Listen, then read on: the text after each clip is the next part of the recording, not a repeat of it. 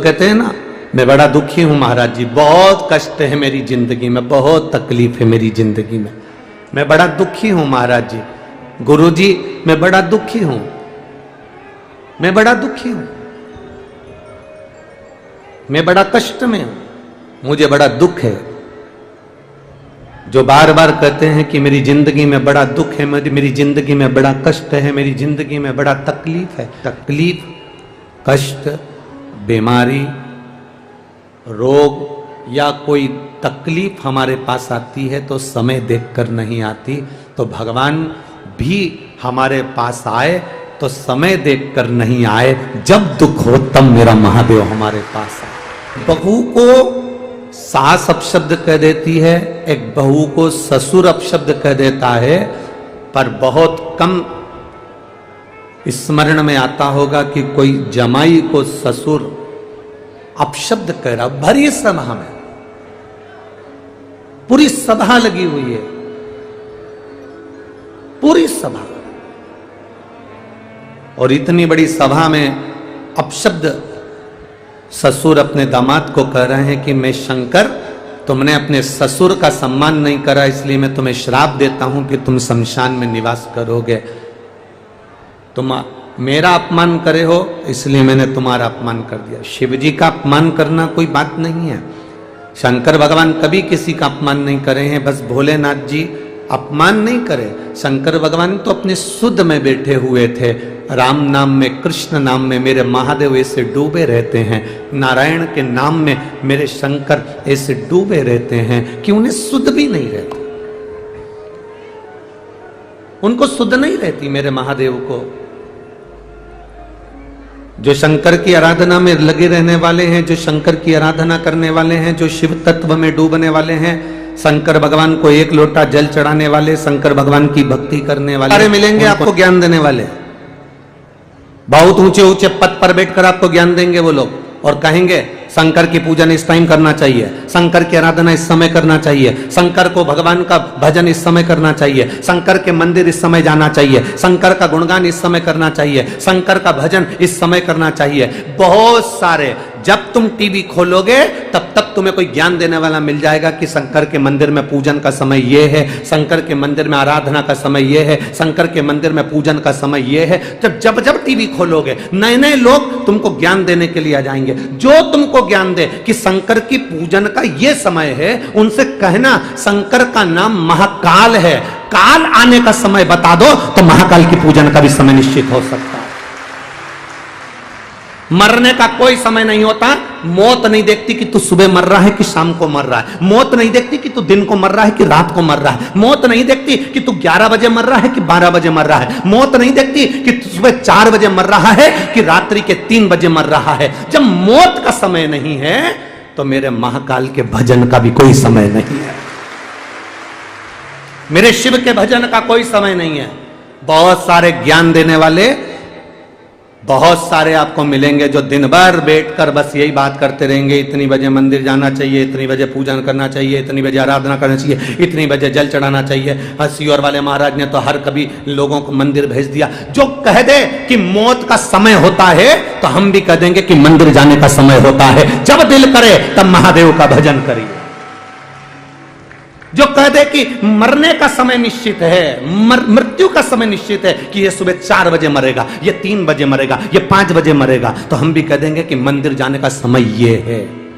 भगवान के भजन का, भगवान को पूजने का, भगवान की आराधना का, शंकर की स्तुति का और भगवान के मंत्र जाप का कोई समय नहीं होता। जब तुम्हारी मर्जी पड़े तब भजन करो, जब तुम्हारी मर्जी पड़े उस समय पर भजन करिए। द्रौपदी, जिसका रजस्वला धर्म, 3 दिन के रजो धर्म में थी द्रौपदी, केवल तीसरे दिन का स्नान करा था द्रौपदी ने रजो धर्म में, और दुशासन उसके बाल पकड़कर सभा में लेकर आ गया। अगर द्रौपदी सोचती कि मैं रजो धर्म में हूं, मैं रजस्वला हूं, मैं भगवान को कैसे भजूं, मैं भगवान को कैसे पुकारूं, पर द्रौपदी रोती रोती जब अपने गुरु द्रोणाचार्य के सामने पहुंची तो गुरु जी ने कह दिया, द्रौपदी कोई तुझे नहीं बचाएगा, बचाएगा तो वो जो मैंने तुझे गुरु मंत्र दिया है, जो मैंने तुझे मंत्र प्रदान करा है, वो मंत्र भज।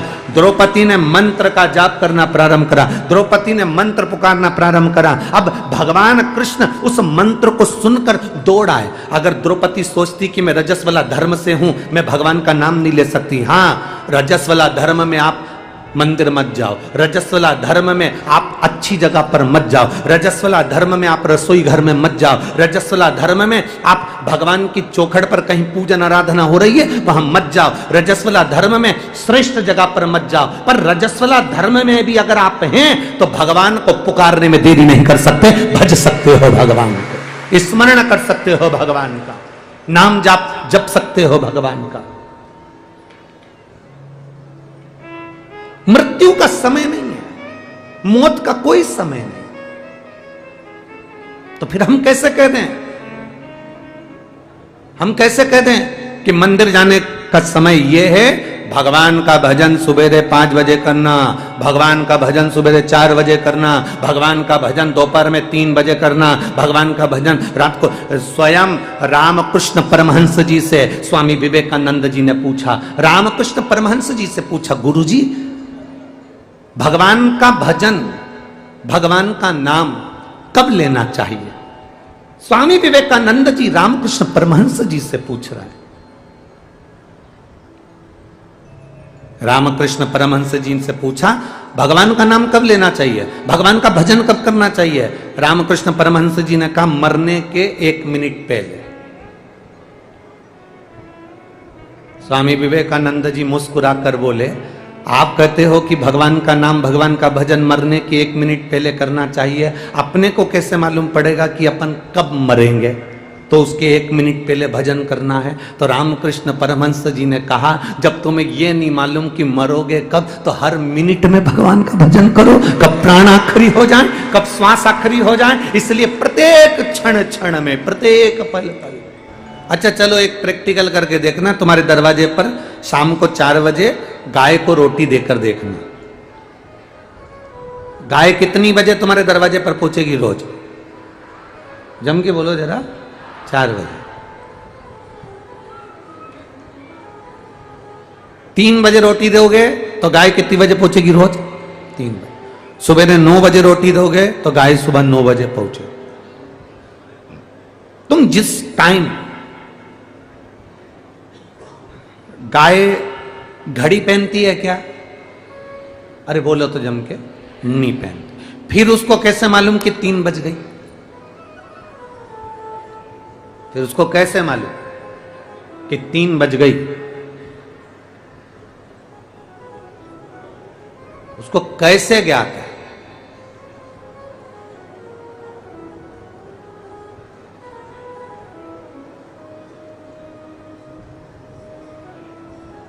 शिव महापुराण की कथा कहती है 33 कोटि देवी देवता गौ माता के शरीर में निवास करते हैं और वो प्रेरणा देते हैं। 33 कोटि देवता। मैं राजगढ़ की राधा रानी गौशाला के लिए धन्यवाद देता हूँ, जो विकलांग गायों को और सहजने में लगे हैं, उनको संभालने में लगे। बहुत बहुत साधुवाद है राधा रानी गौशाला राजगढ़ क्षेत्र को, बहुत सारे। अब तुमने 3 बजे गाय को रोटी दी तो रोज 3 बजे गाय तुम्हारे यहां आएगी। तुमने 4 बजे रोटी दी तो गाय रोज 4 बजे आएगी। 5 बजे रोटी दी तो 5 बजे आएगी। अब तुम अंदाजा लगा कर बैठना, तुम सवेरे केवल एक बार सवेरे 9 बजे भगवान का भजन करते हो तो भोलेनाथ भी कह देगा, जब ठीक 9 बजे तेरे को तकलीफ आएगी तब मैं भी आऊंगा, 9 बजे ही आऊंगा।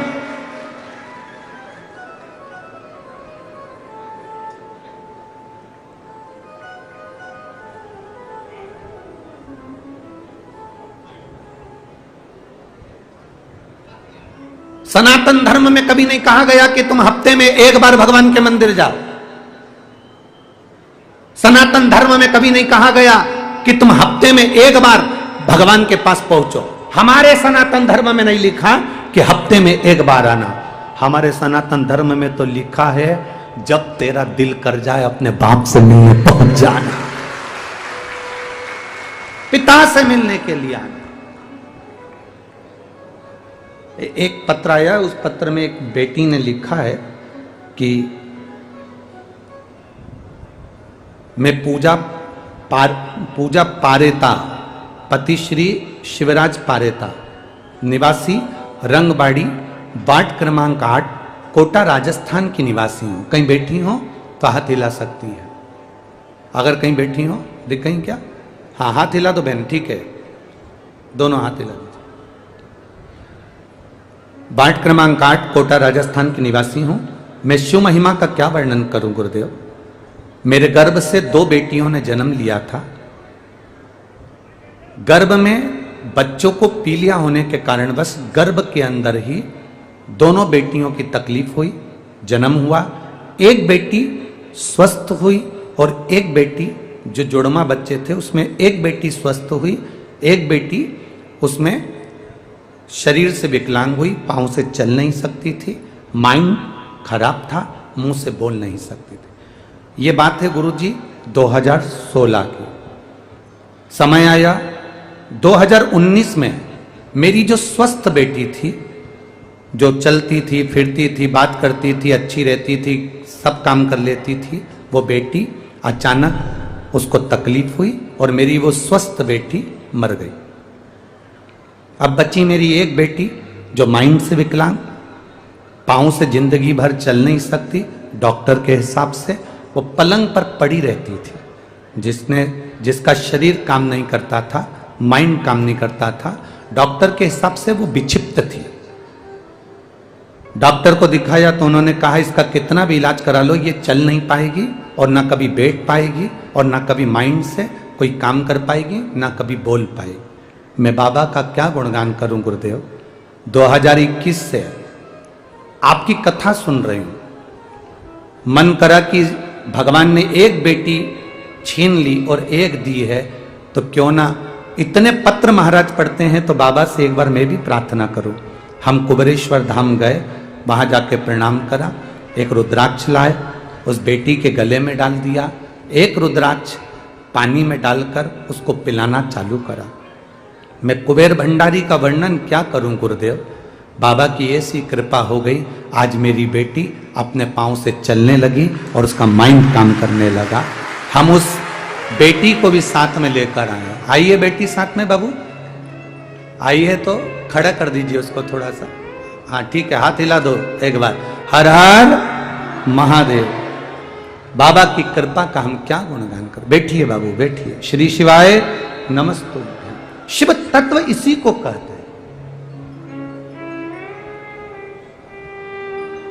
जहां सारे डॉक्टर फेल हो जाते हैं तब एक डॉक्टर ऊपर भी बैठा है।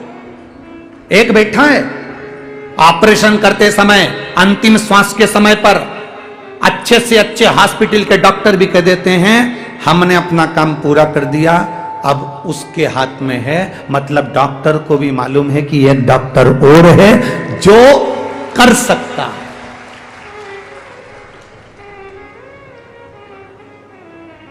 तेतीस कोटि देवी देवताओं को उठाकर देखिए, किसी ने ऑपरेशन नहीं किया शरीर का, केवल एक महादेव ने ऑपरेशन किया शरीर का। ससुर का सिर कट गया तो बकरे का सिर लगा दिया, गणेश जी का सिर कट गया तो हाथी का लगा दिया। इतना बड़ा डॉक्टर को कहां से लेकर आओ।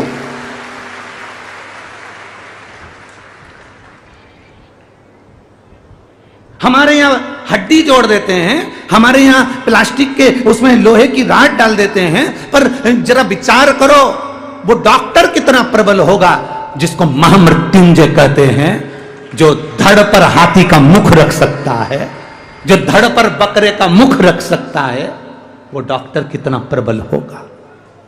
सहज। इसलिए हमारे यहां हॉस्पिटल में रहने वाले डॉक्टर को भी शिव कहा जाता है और शंकर को भी डॉक्टर कहा जाता है। जितने हॉस्पिटल में डॉक्टर हैं जो जनमानस की सेवा में लगे हैं, कोरोना महामारी में, कोरोना के अंतर्गत सब अपने अपने घर में भरे पड़े हुए थे, पर डॉक्टर, नर्स, स्वीपर, जिनको लोग सरल भाषा में कह देते हैं ये समाज के हैं, ये समाज के हैं। अच्छी अच्छी समाज के लोग जब बाहर निकल कर नहीं आए तब वो पोछा लगाने वाला शव को उठाकर लेकर अंतिम संस्कार कर रहा था। वो पोछा लगाने वाला अंतिम संस्कार कर रहा था। उसको कोरोना नहीं लग रहा था। वो आगे बढ़कर एक बेटा जो फर्ज अदा करता है, लोग कहते हैं ये छोटी समाज के, ये ऊंची समाज के, ये समाज के, वो समाज के, जो छोटा है उसने कितनों का अंतिम संस्कार कर दिया। कोई नहीं आया, अच्छे अच्छे घर में पड़े रहे और वो आगे निकलकर अंतिम संस्कार करते रहे। हम बटे हुए हैं, या हम कहते हैं ये ब्राह्मण है, ये क्षत्रिय, ये वैश्य है, ये शूद्र है, बांट हम रहे, बट हम रहे। ये राजनीति के चक्कर में सारे भारत की भूमि के सारी समाजों को अलग अलग बांट दिया गया है, पर मेरा शंकर सबको एक जानता है। इसलिए मेरे शिव जी के ऊपर जो पानी गिरता है तो एक एक बूंद गिरता है कि आप सब एक हो, अलग अलग नहीं। दुख आया कोई नहीं आया, तब वो झाड़ू लगाने वाला, पोछा लगाने वाला, वो कंपाउंडर वो लगा रहा, पोछा वाला, झाड़ू वाला वो गोली दवाई देता रहा, और परिवार वाले केवल फोन पे सूचना लेते रहे, पिताजी की तबीयत कैसी है, माताजी की तबीयत कैसी है। सब घर में पट्टा बांध बांध के पड़े रहे, और वो आगे रहकर तुम्हारे घर के लोगों को दवाई दे रहे थे। उनका एहसान कभी जिंदगी में नहीं भूल पाओगे तुम, कभी जिंदगी में नहीं भूल पाओगे तुम।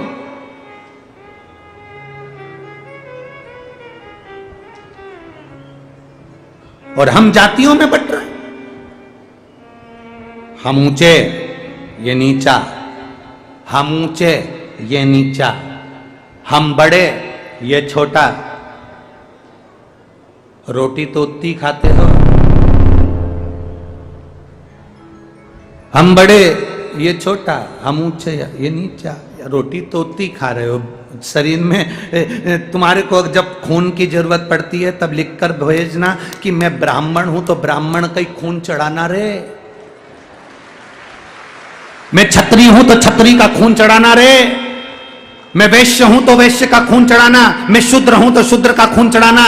डॉक्टर नहीं देखता कि तुम्हारे शरीर में जब खून की कमी पड़ती है, तुम्हारे शरीर में जब ऑपरेशन होता है, जब तुम पड़े रहते हो और खून की कमी होती है, तब यह पूछा नहीं जाता कि यह ब्राह्मण का है कि क्षत्रिय का है कि वैश्य का है कि शूद्र का है। तब तो केवल प्राण बचाए जाते हैं कि कैसे भी प्राण बच जाए।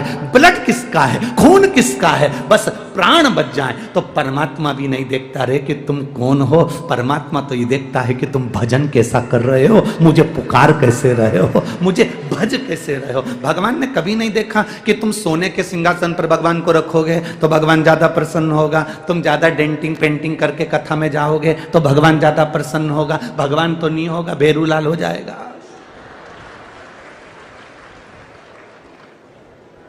भगवान ना देखे, सोने के सिंहासन पर भगवान को रखो, भगवान प्रसन्न होगा।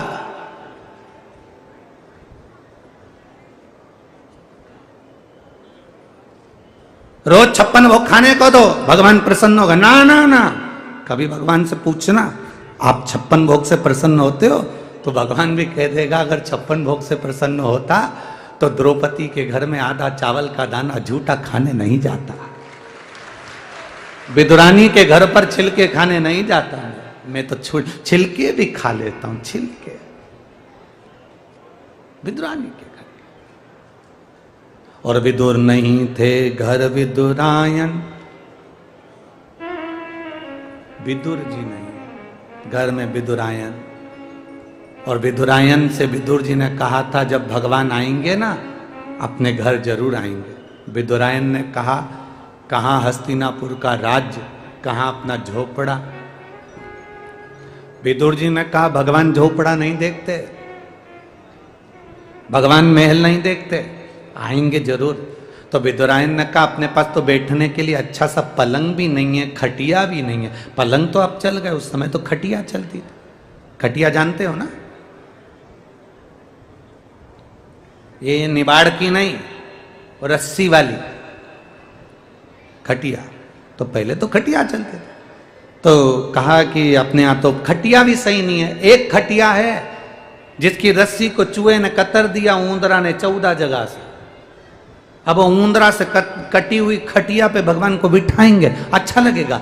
तो फिर उस समय पर विदुर जी ने एक नई खटिया बनवाई, पलंग चंदन की, उसमें चारों तरफ पाटी थी और उसमें पट्टा लगा हुआ था, उसमें निवाड़ लगी हुई थी, रख दी। अब विदुरायन ने सोचा भगवान आएंगे जब बिछाऊंगी। भगवान आ गए, विदुरायन सुध भूल गई, आओ प्रभु बैठो। अब बिछाना थी नई, बिछा दी पुरानी। भगवान से कह रही है बैठो ना बाबा, ठाकुर बैठो। द्वारिकाधीश बोले काकी इस पे बैठूं? काकी बोली नई बनवाई है। भगवान बोले नई ऐसी है तो पुरानी कैसी होगी? जिस खटिया की अंदर की रस्सी को ऊंदरा ने, चूहे ने 14 जगह से कतर दिया और रस्सी नीचे ऐसी लटक रही जैसे बंदरवाल नीचे लटक रही, और विदुरानी कह रही नई बनवाई है। भगवान मन में सोचे नई ऐसी है तो पुरानी कैसी होगी? विदुरानी फिर बोली बैठो बैठो। भगवान उस लकड़ी की पाटी पर बैठ गए। भगवान को मालूम है अंदर जाऊंगा तो फिर बाहर नहीं आ पाऊंगा, निश्चित है, तो पाटी पर बैठे। विदुरानी बोली हमने नई बनवाई और तुम तो ऐसी छुआछूत कर रहे हो, अच्छा लग रहा है, खसको अंदर। अब द्वारिकाधीश सोच रहे तू तो खुद खसकी हुई है और मुझे खसका रही है। अब भगवान सोचे कि मैं बोलूं तो बोलूं। इतने में विदुरानी बोली अभी रुको, मैं तुम्हारे लिए खाने का सामान लाती हूँ। भगवान बोले रहने दे, मेरा तो पेट भर रहा है। बिठाए ऐसी रही है तो खिलाएगी क्या? और डांट अलग रही है। वो केले लेकर आ गई और आते से बोली अभी तक नहीं खसका। खसक जो भगवान अंदर खसके बस भगवान पड़े। विदुरानी ने पूछा कैसा लग रहा है? भगवान कहे ऐसा लग रहा है जैसे 100 किलो कपास के गद्दे पे पड़ा, ऐसा लग। विदुरानी बोली अब मैं तुम्हारे लिए खाने का केला लाई हूं। इतने में भगवान ने सोचा चलो इतनी अकल तो है इसमें कि केला लाई, नहीं तो भाटा उठा लाती, इसका क्या ठिकाना। केला लाई और केला छील के भगवान को देने के लिए तैयारी कर रही है। और फिर केले के अंदर की जो गिरी थी उसको नीचे पटक दी, छिलका निकाल कर भगवान को दे दिया। लो, भगवान ने पूछा ये क्या है? विदुरानी बोली ये केला है। भगवान बोले वो नीचे पटका क्या है? तो कि वो छिलका है। भगवान बोले तुम्हारे यहां उल्टा खाते हैं? विदुरानी बोली तो तुम्हारे यहां इनसे खाते हैं, खाओ जल्दी केला। पटकती जाए, छिलका छिलका भगवान को देती जाए। भगवान ने विदुरानी से पूछा सारा केला हमको खिला दोगी तो फिर तुम क्या खाओगी? विदुरानी बोली जो नीचे पड़ा है वो हम दोनों खा ले, जो नीचे पड़ा है। अरे भगवान कृपा। दुर्योधन के मेवा त्यागे और साग भी दूर घर खाई, सबसे ऊंची प्रेम। ये प्रेम है हमारा। भगवान नहीं देखता कि तुम्हारा झोपड़ा है, घर है, तुम ब्राह्मण हो, क्षत्रिय हो, वैश्य हो, शूद्र हो, भगवान नहीं देखता। भगवान ये देखता है कि तेरे मुख से भजन कितना हुआ, राम नाम, कृष्ण नाम, शिव नाम तूने जपा कितना है। और जात न पूछिए साधु की, पूछ लीजिए ज्ञान। मूल करो तलवार का, पड़ी रहन दो। भगवान नहीं देखा कि तुम कितनी गाड़ी के मालिक हो। भगवान नहीं देखा कि तुम कितनी प्रॉपर्टी के मालिक हो। भगवान नहीं देखा कि तुम्हारे पास जमीन जायदाद कितनी है। भगवान तो ये देखता है कि तेरे पास भजन कितना है और तेरा भजन में बल कितना है, तेरी भक्ति कितनी है, तेरी श्रद्धा कितनी है, तेरा विश्वास कितना है। अगर विश्वास नहीं होता तो जिस डॉक्टर को कह दिया गया था, जिस डॉक्टरों ने कह दिया था कि ये लड़की नहीं उठ सकती, ये माइंड से विचित्र रहेगी, बोल नहीं सकती, चल नहीं सकती, खड़ी नहीं हो सकती। वो बेटी भी अगर विश्वास पक्का है तो डॉक्टर भी मना कर दिया, वो बेटी भी उठकर खड़ी हो गई 2021 से। ये शिव तत्व है, ये औघड़ी का तत्व है। दुनिया के लोग भले कहें कुबेरेश्वर धाम में क्या है, हम कहते हैं कुछ नहीं, वहां तो कंकर और शंकर है। बस दिल से जाकर झोली पसार कर उससे निवेदन कर कर आओगे, वो देकर ही भेजता है। सहज नहीं शिव, सरलता नहीं।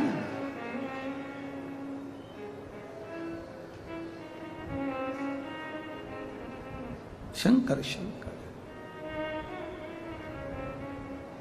एक प्राप्ति का केंद्र बिंदु बना। भजन में इतने खो जाओ, शुद्ध ना रहे, शुद्धता चली जाए। अरे खानो नहीं भावे मन, पीनो नहीं भावे रे, दौड़ दौड़ मन सत्संग जावे रे। ये चित्त दौड़ कर भगवान की मंदिर तक, जिस दिन तुम मंदिर ना जाओ उस दिन तुम्हारे मन को लगना चाहिए आज मेरा कोई काम रह गया। ऐसा लग रहा है आज मैं मंदिर नहीं गई ना तो खाली खाली दिख रहा, मंदिर नहीं गई ना तो अच्छा नहीं लग रहा। जो जिसको ऐसा लगता है कि मंदिर नहीं गई जल चढ़ाने तो मेरे को ऐसा लग रहा है मैं खाली हूं, मंदिर नहीं गई ना पानी चढ़ाने भगवान शिव जी को जल चढ़ाने के लिए तो खाली लग रहा है, मैं मंदिर नहीं गई ना अच्छा नहीं लग रहा। जिसको ऐसा महसूस होता है कि मंदिर नहीं गई तो अच्छा नहीं लग रहा, उसी तरह भगवान को भी लगता है कि तेरे ऊपर दुख आया तो मुझे अच्छा नहीं लगेगा, मैं आकर स्वयं खड़ा हूं, मैं स्वयं आऊंगा।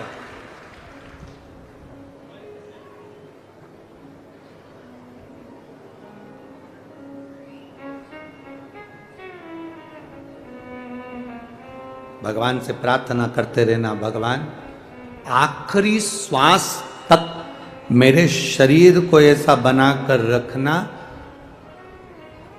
कि मैं अपने कपड़े की बटन खुद लगा लूं, अपने वस्त्र स्वयं पहन लूं, अपना भोजन स्वयं कर लूं और तेरे दरवाजे पर चलकर मैं अपने पांव से आती रहूं मरते दम तक। ऐसा आखिरी श्वास तक, अंतिम श्वास तक तो मुझे ऐसा बनाकर रख।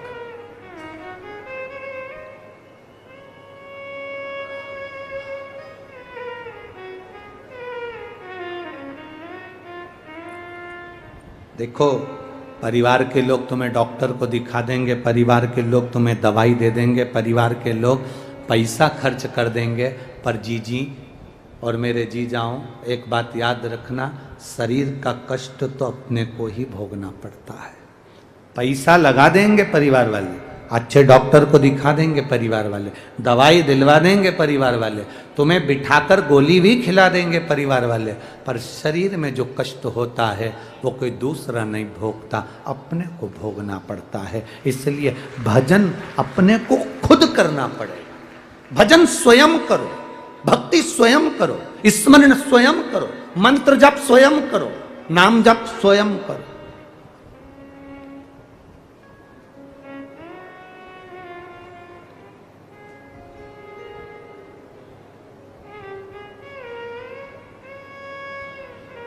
जिसका चित्त भगवान की अविरल भक्ति में लग जाता है, जरूरी नहीं होता कि वो सुबह हो, दोपहर हो, शाम हो तभी भगवान को याद करेगा। दुकान पर बैठा है, दुकान नहीं चल रही, ग्राहक भी नहीं आया, आंख में आंसू भर रहे हैं, आज दिन भर कैसे गुजारा चलेगा, परिवार की कैसे पूर्ति होगी। उस समय पर मेरा दुकान पर बैठे हुए एक एक भाई से निवेदन है, उस समय पर रोना नहीं है, दुखी नहीं होना है। उस समय पर गादी पर बैठकर श्री शिवाय नमस्तुभ्यम, हम तो आप लोगों से कहते रहे हैं और आज फिर कह रहे हैं। मेरा जिन जिन के व्यापार चलते हैं, जिन जिन की दुकान चलती है, उन माताओं के निवेदन है कि आप अपने शंकर भगवान के मंदिर में जब जल चढ़ाने जाओ, थोड़ा सा जल कटोरी में या उस लोटे में लेकर आया करो। वो जल एक छोटी सी डब्बी रख लो, 2 एक डब्बी पति के हाथ में जल भरकर दे दिया करो। दुकान पर जब प्रवेश करो ना तो थोड़ा सा जल छीट देना, मेरा बाबा स्वयं आएगा, कार्य कर जाओ।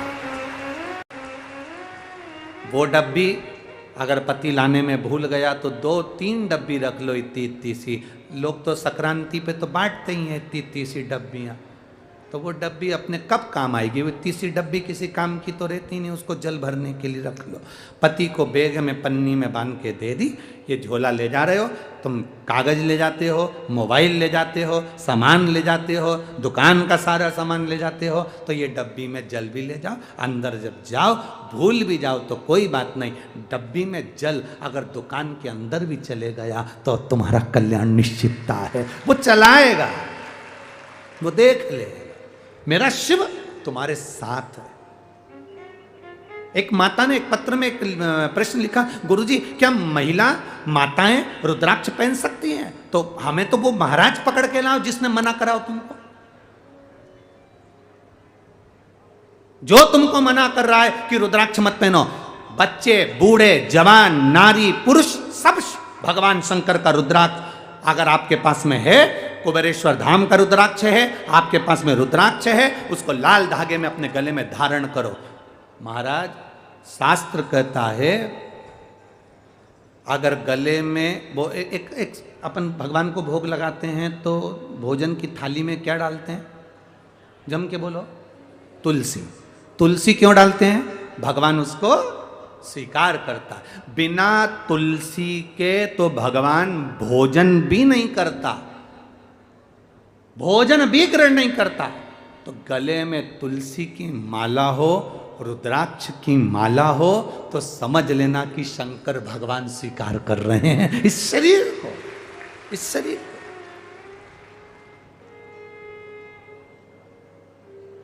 क्या मिलेगा रुद्राक्ष पहनने से? क्या प्राप्त होगा रुद्राक्ष पहनने से? जो पहनते हैं उनको मालूम होगा क्या मिलेगा। मिलने की तो जाने दो। अंत समय प्रभु वचन दिया,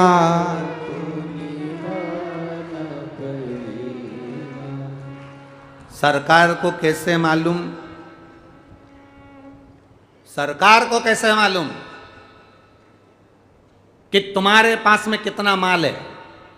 सरकार को कैसे मालूम कि तुम्हारे पास में क्या है? सरकार को कैसे मालूम कि तुम्हारा एड्रेस, तुम किस जगह पर कहाँ रहते हो? जरा सी देर में सर्च करा और निकल गया कि ये लीलाबाई इस जगह पे रहती है, कमलेश इस जगह पे रहता है, और सरकार वहाँ पहुँच जाती है। उसी तरह हमारे गले में रुद्राक्ष और तुलसी की माला होती है तो परमात्मा भी उस जगह पर पहुँच जाता है जहाँ तुम होते हो। उसको मालूम है कि तुम कहाँ हो।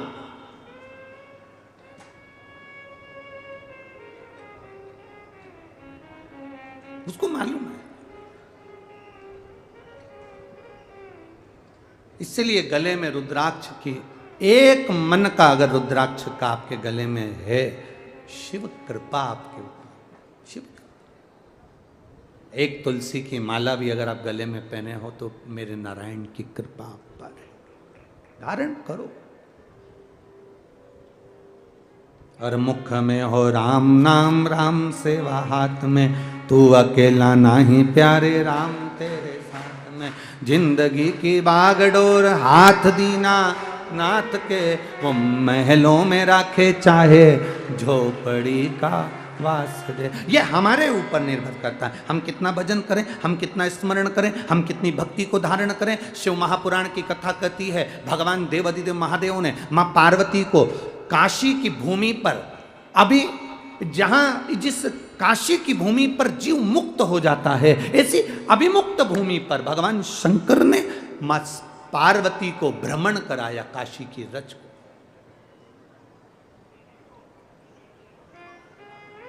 काशी की रज को भ्रमण करा रहे महादेव।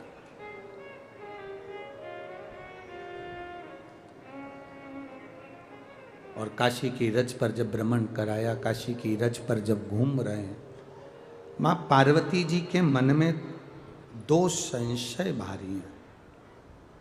माता पार्वती जी के मन में दो संशय, काशी घूमते घूमते दो संशय।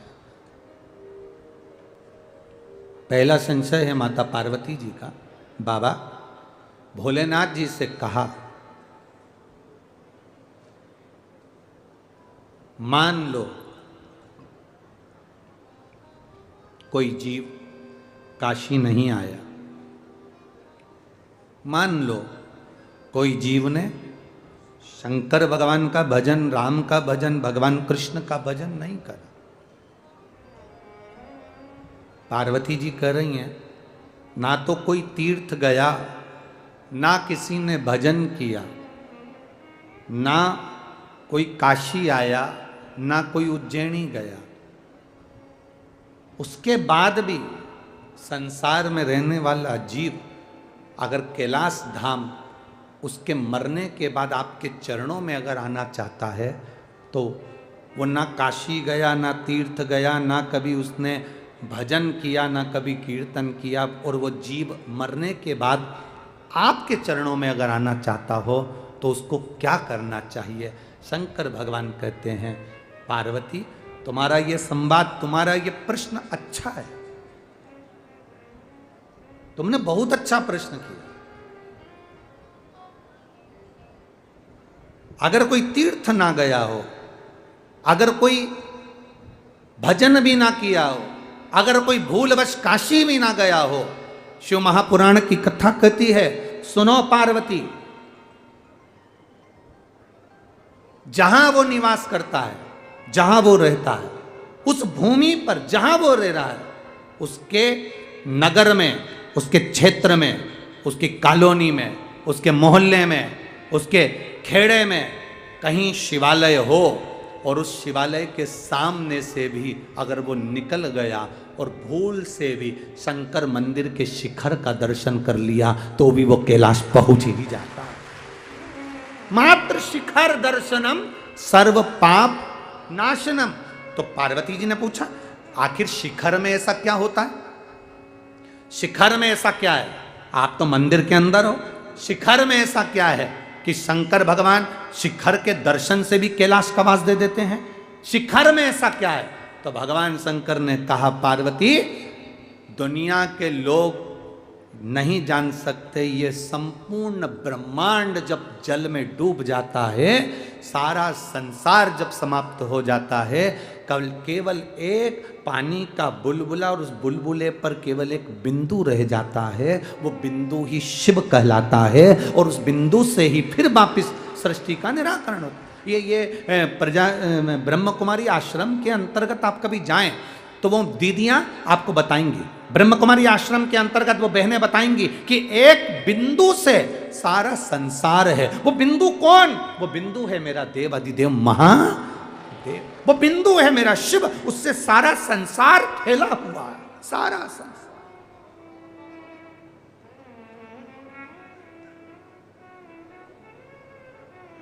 जिस मंदिर पर शिखर नहीं होता, जिस मंदिर, शिखर से मतलब जानते हो ना आप?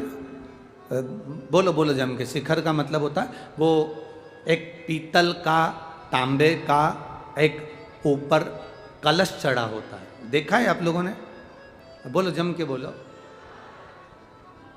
दुनिया के लोग भले कुछ भी कह दें कि हम सनातन धर्म को नहीं मानते, दुनिया के लोग भले कुछ भी कहते हैं कि हम हिंदू धर्म को नहीं मानते, सनातन धर्म को नहीं मानते, पर ऐसा कोई धर्म नहीं जिस धर्म में उनके शिखर पर भी वो तांबे का और पीतल का कलश ना हो। वो मेरे शिव की निशानी है, वो मेरे शंकर की निशानी है। प्रत्येक धर्म में, किसी भी धर्म में चले जाओ, हर धर्म के अंतर्गत उनके शिखर पर एक तांबे का कलश, पीतल का कलश होगा। शिव महापुराण में शंकर भगवान माता पार्वती को उस काशी की पावन धरा पर वर्णन करते हुए कह रहे हैं, पार्वती दुनिया के लोग मुझे मंदिर के अंदर चाहते हैं कि मैं मंदिर के अंदर हूं, ऊपर जो तांबे का शिवलिंग की आकृति का जो छोटा सा शिखर मंदिर के ऊपर शिखर पर चढ़ा होता है, पार्वती वो मेरा प्रतिबिंब, मेरा स्वरूप होता है, चाहे वो कोई भी धर्म हो, कोई धर्म हो, किसी भी धर्म में चले जाओ, हर धर्म के अंतर्गत उनके ऊपर पीतल का तांबे का कलश मिलेगा, वो कलश मेरा शिव है। अब तुम दुनिया का अस्तित्व मिटा दो, कलश को कैसे मिटाओगे?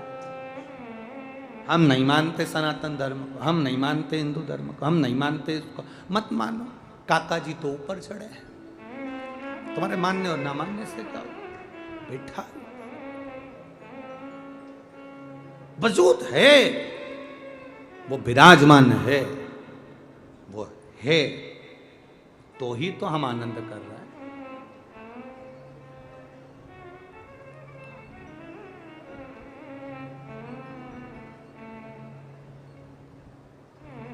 चंद्रायन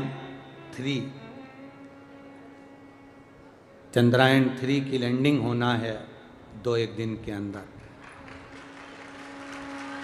आज ही है बस। तो फिर यहाँ इतने बैठे हो, और जितने आस्था चैनल पर सुन रहे हैं, जितने फेसबुक यूट्यूब पर सुन रहे हैं, और जितने यहाँ बैठे हैं, एक बार दिल से बाबा से प्रार्थना करना कि हमारे भारत का गौरव फिर बढ़े और फिर आनंद हो। सारे वैज्ञानिकों को, सारे रिसर्चों को, और इस भारत के एक एक वैज्ञानिक गौरवों को मेरी ओर से बहुत बहुत बधाई, अग्रिम बधाई। बाबा कृपा करे, शिव कृपा हो, और मेरे भारत का ये ध्वजा, मेरे भारत की ये पताका फिर पूरे चारों तरफ विश्व गुरु के रूप में फेमस प्रसिद्ध हो। यही आनंद। बोल भारत माता की।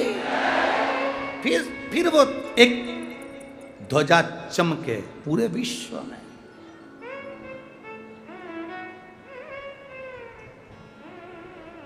और चंदन है इस देश की माटी, तपोभूमि हर ग्राम है, हर बाला देवी की प्रतिमा बच्चा बच्चा राम है।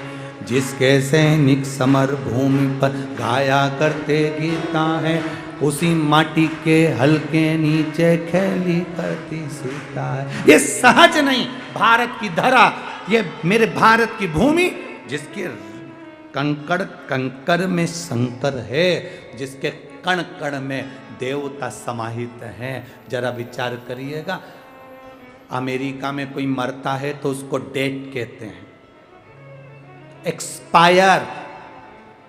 क्या बोलते हैं? जम के बोलो, जम के जरा। एक्सपायर। और भारत में अगर कहीं का बेवड़ा भी मरता है तो भी कहते हैं स्वर्गवासी। बोलो सही है कि गलत है? क्यों? वो तो बेवड़ा था, गाली देता था, गंदा था, मर गया तो स्वर्गवासी लिखना ही नहीं था, फिर भी लोगों ने स्वर्गवासी लिखा। कारण केवल इतना सा है, अगर वो कहीं दूसरे देश में मरता तो एक्सपायर लिखते, डेड बॉडी लिखते, पर यहाँ तो स्वर्गवासी इसलिए लिखते हैं क्योंकि भारत माँ की गोद में मरा है, जहाँ राम कृष्ण प्रकट है। ये भारत की भूमि है, सभ्यता संस्कृति की जननी है। या मरने वाला स्वर्ग जाता है, इसलिए बाहर के विदेशी भी भारत की भूमि पर आकर राम नाम कृष्ण नाम का जप करते हैं, क्योंकि यहाँ राम मिलेगा, कृष्ण मिलेगा, शिव मिलेगा, इसी भूमि पर मिलेगा, प्राप्त हो।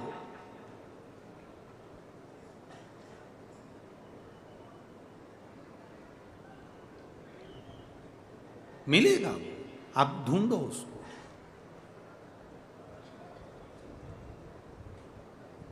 कई बार हमसे कहते हैं लोग, आपने कभी शंकर जी को देखा है? हमने कहा हम तो रोज ही देखते हैं।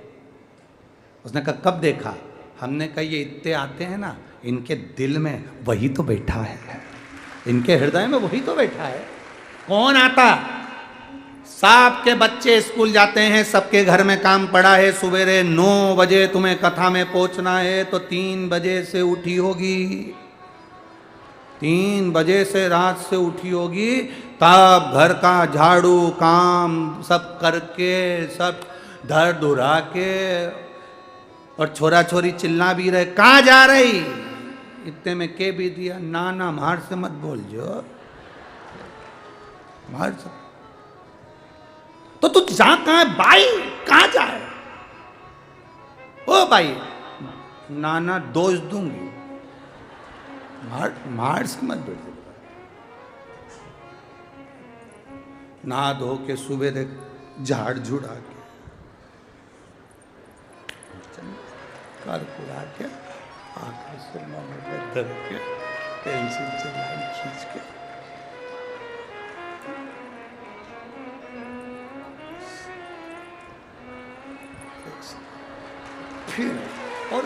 फिर आई वो कथा में, और कथा में आते से ही पहले तो देखा, तो इतने में किसी ने पूछा किसको देख रही, बिमला की बाई नहीं दिखी, उसे देख के फिर बिमला की बाई ने इशारा और फिर ओके पास में बैठी, और बिमला की बाई ने पूछा कहीं लाई क्या। अब आती आती होटल पे से पोया समोसा ले आई, बिमला की बाई और अपनी बाई दोनों मिलके खूब खाई खूब, और कथा सुन के जाती जाती कह गई आशीष तिवारी भला हो रे तेरा, गजब कथा कराई तेने, गजब धन्य धन्य धन्य, ये कृपा नहीं तो और क्या है, धन्य हमारे पास में। आप ये अंदाजे में मत रहना कि हम आपका दुख काट देंगे, ना ना ना, दुख काटने वाला तो वो है भोला, सब दुख ये स्तुति है जो हम शिव महापुराण के बीच में लेते हैं आपके लिए, भजन के मध्य में इसको लिया जाता है, भजन के बाद लिया जाता है, जिससे आप दिल से कहो कि बाबा मेरा दुख काट दे। अब किसका कौन सा दुख है हमें नहीं मालूम, कि किसको संतान चाहिए, किसको वैभव चाहिए, किसको सत्ता चाहिए, क्या चाहिए आपको, हमें नहीं मालूम। इसलिए एक शब्द है बाबा सब दुख काटो। ये दुख जितने आस्था चैनल पर सुन रहे हैं, जितने फेसबुक यूट्यूब पर सुन रहे हैं, कभी तुम्हारे सामने भी अगर टीवी चल रही हो, आप इस लाइन को दिल से पुकारना, जहां बैठे हो टीवी के सामने भी तुम ये सोचना कि हम राजगढ़ में कथा सुन रहे हैं, और दिल से कहना, वो दिल से सुनेगा और दिल से देगा। इस बहन ने तो 20 साल बाद हर आदमी की, हर माता की आस समाप्त हो जाती है कि 20 साल में कोई औलाद हो सकती है क्या। 20 साल जिसके शादी के हो गए हो, क्या औलाद हो जाएगी। और डॉक्टर कह रहा है कि गठान है, डॉक्टर कह रहा है कि गांठ है, ऑपरेशन करा, 4-5 सोनोग्राफी करवा ली तो औलाद हो सकती है। पर विश्वास, आप सब शिव की आराधना में रमे हो, एक भरोसे से शंकर की स्तुति कर रहे हो, आराधना कर रहे हो, सहज नहीं है। ये कथा आज पूरी हो जाएगी, 25 तारीख को बालोद छत्तीसगढ़ में प्रारंभ हो जाएगी। मणिलिंग शिव पुराण वहां पर प्रारंभ होगी, 2 बजे से 5 बजे तक वो आएगी। आप दिल से सुनो। लोग कहते हैं गुरुजी कितनी कथा सुने, हम कहते हैं रोज पेट भरने के लिए भोजन जरूरी है, तो इस आत्मा की तृप्ति के लिए शिव महापुराण जरूरी है। रोज सुनो, प्रतिदिन। और आपके नगर के आसपास में 100, 150, 200, 400, 300, 500 किलोमीटर के दायरे में अगर कहीं कथा हो रही है और आपको सूचना मिल जाए कि कुबेरेश्वर धाम कुबेर भंडारी कथा लेकर पहुंच गए, कुबेरेश्वर बाबा आ गए, एक दिन 1 घंटा, आधा घंटा, 15 मिनट, 5 मिनट, 10 मिनट, 1 मिनट, और दिन में नहीं तो मैं तो कहूँगा कि रात में आकर भी इस जमीन की रज को प्रणाम कर कर दिल से कहकर चले जाना, वो सुन लेता, सुनता। सहज नहीं मेरा शिव। पार्वती जी से शंकर भगवान कर रहे। पार्वती जी ने कहा प्रभु आपकी भक्ति को धारण करने वाला आपको प्राप्त कर लेगा, आपकी भक्ति को धारण करने।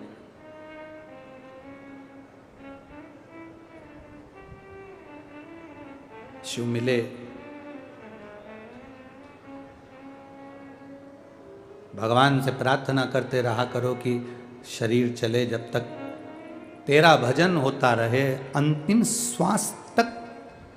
पार्वती महारानी शंकर जी से संवाद करती हुई तारकाक्ष, विदुम्माली, कमलाक्ष की तारकासुर के तीनों बेटों ने जब उपद्रव मचाया, तब शिवजी पशुपति नाथ बनकर 33 कोटि देवताओं को पशु बनाकर, 33 कोटि देवी देवताओं को पशु बनाकर शिवजी पशुपति नाथ बनकर तारकाक्ष, विदुम्माली, कमलाक्ष की इन तीनों को संहार करने के लिए जा रहे हैं।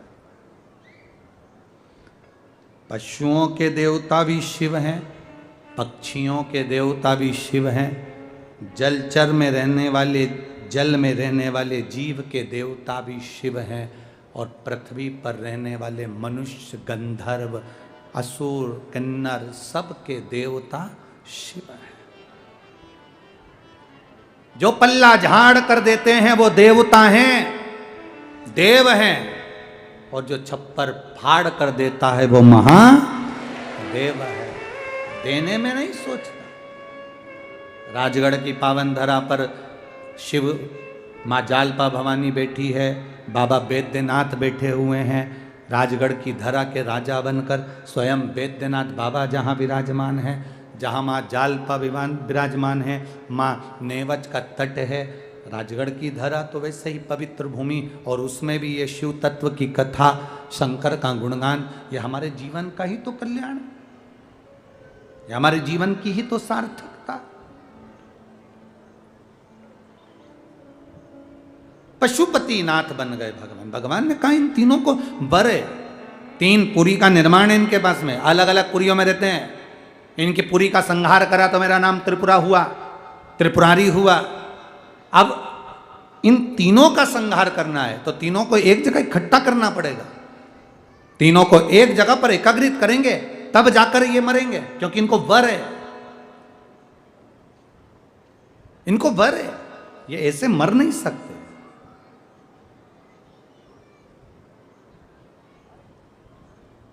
जो अच्छी प्रवृत्ति के लोग रहते हैं, भगवान की भक्ति में डूबने वाले, दूसरे के दुख को देखकर दुखी होने वाले, दूसरे के सुख को देखकर सुखी होने वाले, ऐसी प्रवृत्ति के जो लोग रहते हैं ना, इनको थोड़ा दुख आता जरूर है। जो असुर प्रवृत्ति के हैं, राक्षस प्रवृत्ति के हैं, इनको क्योंकि ये फूलते हैं, और फूलो और फूलो, इनको और मिलता है। जब ये फूलते हैं और बढ़ते हैं तब ये और गलत काम करते हैं। जब गलत काम करते हैं तो एक दिन फिर पाप का घड़ा फूट ही जाता है और वो बर्बाद हो ही जाते हैं। पुण्य नष्ट नहीं होता।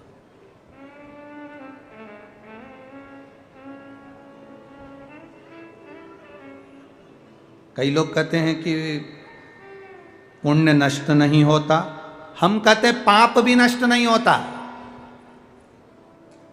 ना पुण्य नष्ट हो रहा है ना पाप नष्ट हो रहा है। पुण्य जब नष्ट नहीं होता, बढ़ता है, तब हमारे जीवन में थोड़ी सी प्रसन्नता आती है। पाप भी नष्ट नहीं होता, बढ़ता है, तब हमारे जीवन को वो और कठिनाइयों में ले जाकर खड़ा कर देता है। पाप जब बढ़ता है, इसलिए फिर निवेदन, मत बुरे कर्म कर बंदे, वरना पछताएगा। भगवान की आंखों से तू बच नहीं पाएगा, तू बच नहीं पाएगा। अरे ओ अज्ञानी मत करना, अरे ओ अज्ञानी मत करना दानी। तेरे कर्म का फल भी तू ही पाएगा, जैसा किया तूने तेरे आगे आएगा। मत बुरे कर्म कर बंदे, वरना पछताएगा। भगवान की आंखों से तू बच नहीं पाएगा, तू बच नहीं पाएगा। बचना बड़ा कठिन है परमात्मा की दृष्टि से। कर्म अच्छा करते हुए चलना, दूसरे के लिए नहीं तो अपने लिए एक लोटा जल महादेव को शरीर चले जब तक चढ़ाते रहो, जिंदगी भर चढ़ाते रहो, कुछ नहीं रहो। आगे तारकासुर के 3 बेटों का संहार देवाधिदेव महादेव ने कर दिया। शिव जी का नाम पड़ गया पशुपतिनाथ। पाशुपत्य अस्त्र बना, पाशुपत्य व्रत बना। यह पशुपति व्रत शिव महापुराण का छुपा हुआ था, दबा हुआ था। श्री शिवाय नमस्तुभ्यम ये जाप दबा हुआ था, छुपा हुआ था। जब लोगों ने धीरे धीरे शिव पुराण को सुनना प्रारंभ करा, तब लोगों को समझ में आया कि पशुपति व्रत भी होता है और श्री शिवाय नमस्तुभ्यम कहने से भी जीव का कल्याण होता है। तब समझ में आया। खूब श्री शिवाय नमस्तुभ्यम और पशुपति व्रत का दोनों का इतना विरोध हुआ है, इतना विरोध हुआ है कि कथा वाचने बैठते थे तो लोग अपशब्द कहते थे। तब उस समय पर इतना लोगों ने विरोध करा, इतना विरोध करा, परंतु बाबा तो बाबा है, शिव तो शिव है। उसकी पुराण में जो लिखा वो उसके शब्द हैं और दुनिया ने उसको स्वीकार किया। आप भी बैठे हो, आप में से भी कई माताएं ऐसी होंगी, पुरुष ऐसे होंगे जिनने पशुपति व्रत करा होगा। और बाबा ने जो आपने कहा होगा, बाबा ने थोड़ा समय जरूर लिया होगा, वो पूरा भी किया होगा। थोड़ा समय लगता है, थोड़ा समय लगता है, पर आज का व्यक्ति ऐसा हो गया कि उसको तो तुरंत बस लोटा भर के जल चढ़ाऊं और 5 मिनट में चमत्कार चाहिए। तो बाबा के पास कहते हैं, शंकर भगवान कहते हैं, मेरे पास आना तो थोड़े से आनंद से आना, धीरे से आओ, आराम से आओ। जैसे कैलाश धाम की चढ़ाई धीरे धीरे चढ़ी जाती है, उसी तरह कैलाश धाम से धीरे धीरे उतरा जाता है। माँ जालपा की चढ़ाई धीरे धीरे चढ़ी जाती है, उतरा भी धीरे धीरे जाता है। उसी तरह तुमने अगर एक बार पशुपति व्रत करा है, तुमने एक बार शिव महापुराण की कथा सुनी है, तुम भगवान शंकर के मंदिर में जाके लोटा भर के जल चढ़ा रहे हो, ये मत सोचना कि एकदम बाबा कुछ दे देगा। थोड़ा समय लगेगा, परखेगा, फाइल मोटी होगी, उसको छुपाने में समय लगेगा, थोड़ा संभलेगा, तब वो देगा।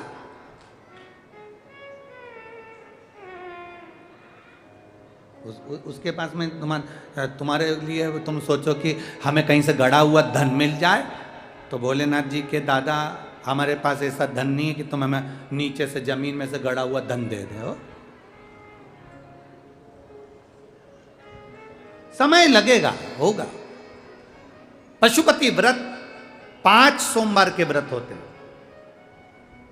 घर में मीठा बनाओ, बाबा की पूजन के लिए जाओ। सवेरे जो थाली पूजन करके आए हो वही थाली शाम को जाना चाहिए। 6 दिए लगते हैं, 6 ही दिए पहले बाबा के मंदिर में जमीन पर रखना चाहिए। 5 दिए जलाओ, 1 दिया बिना जला रखो जमीन पे ही बाबा के सामने। प्रसाद के 3 हिस्से करो, 2 हिस्से मंदिर में, 1 बिना जला हुआ दिया वापिस थाली में, और प्रसाद का 1 हिस्सा थाली में। बाबा को प्रार्थना कर कर पूजन कर कर आओ। 6ठे नंबर का जो दिया लेकर आई हो बिना जला, वो अपने घर में प्रवेश करते समय सीधे हाथ पर दरवाजे के बाहर बैठकर उसको प्रज्वलित कर दीजिए। सीधे हाथ पर उसको प्रज्वलित करो। बाबा से प्रार्थना करो, बाबा आज मेरा पहला पशुपति व्रत है, मेरे बाबा स्वीकार करना। मन में कामना लेकर व्रत करा है बाबा, तो सबकी झोलियां भरता है दाता, मेरी भी भरना। बाबा से प्रार्थना। जब 5वां व्रत, मान लो अगर कहीं जाना पड़ जाए, कोई काम पड़ जाए, तुम्हारा कोई दूसरा व्रत आ जाए, तो पशुपति व्रत रहने दो, पहले आपका जो व्रत आप पहले से करते आई हो वो कर लो। 5वां व्रत हो 108 फूल की पंखड़ी, चावल का दाना, जो तुम बाबा को समर्पित कर सकती हो वो बाबा को समर्पित कर कर प्रसाद के वही 3 हिस्से, 6 दिए और 1 श्रीफल भेंट मंदिर में समर्पित करके दिया लेके वापिस आओ। जो प्रसाद का 1 हिस्सा लेकर आई हो वो किसी को नहीं देना है। हर व्रत में वो प्रसाद सबसे पहले खाइए, उसके बाद भोजन करिए। पहले प्रसाद खाना है, उसके बाद भोजन करिए। पशुपति व्रत को नियम से धारण करो। एक बार अगर व्रत कर लो तो 2-3 महीना रुको, एकदम लगे लगाए व्रत ना करिए। 3 महीना रुक के पहले बाबा आपकी झोली भर दें, फिर दूसरी बार करिए। अगर कोई त्रुटि हो जाए तीसरी बार करिए, बाबा सुनेगा जरूर। हम यहाँ से किसी को बुलाएं, कमलेश कमलेश कमलेश, एक बार आवाज लगाएं नहीं सुनेगा, 2 बार आवाज लगाएं नहीं सुनेगा, तीसरी बार आवाज लगाएं और जम के चिल्लाएंगे तो कमलेश जो भी होंगे वो पलट कर देखेंगे। उसी तरह एक व्रत में अगर बाबा ना सुने, 3 महीने बाद फिर करिए, फिर बाद में करिए, बाबा सुनेगा जरूर और झोली भरेगा जरूर, सुनेगा। आए